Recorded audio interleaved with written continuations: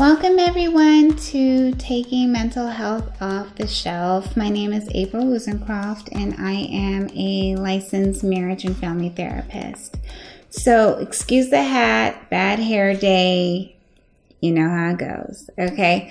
So validation, let's just jump right into it. One of the major things that I see is that in conflict, usually within a relationship, whether it's friendship, partner, whatever the case may be, oftentimes people are feeling invalidated. And when they feel invalidated, it oftentimes emotionally shuts them down. So they're no longer listening to what you have to say, or it escalates them emotionally. So now the conflict has just exacerbated. And so getting an understanding of what validation is, that's one thing that we're going to do here. The other thing is to understand the types of validation that you can do to ensure that you're practicing it. So what is validation? Validation is just to confirm, observe, authenticate. So that could be acknowledgement of,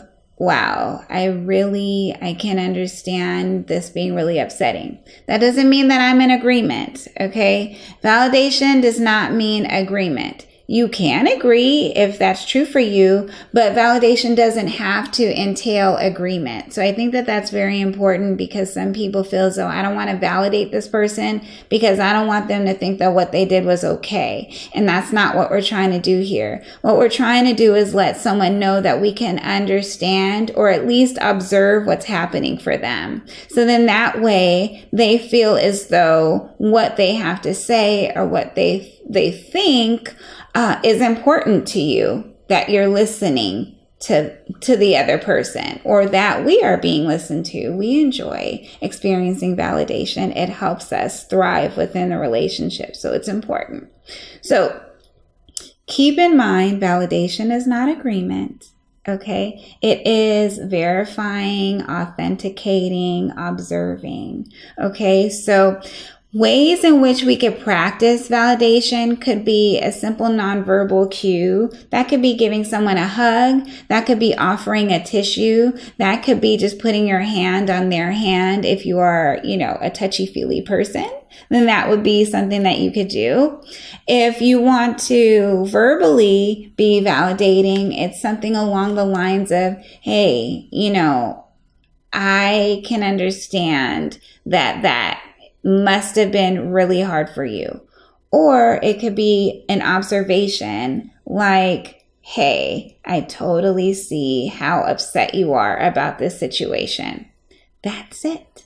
You don't have to agree. You don't have to add a long description of why you're feeling the way that you're feeling or any of that. It's just acknowledgement, authenticating, verifying.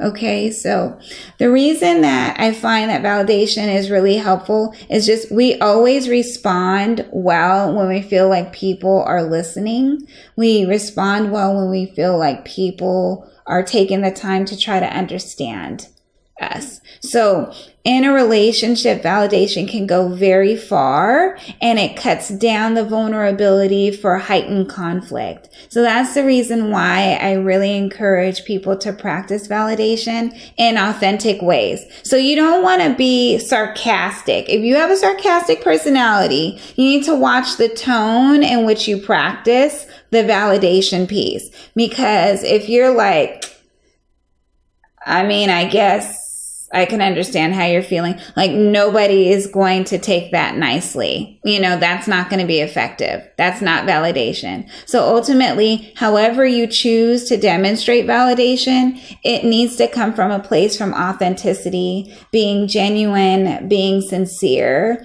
and matching your tone and your body language with what you're saying. So no rolling your eyes while you're trying to validate someone. No turning your back while you're trying to validate someone. These are things that you want to consider if you want this to be effective.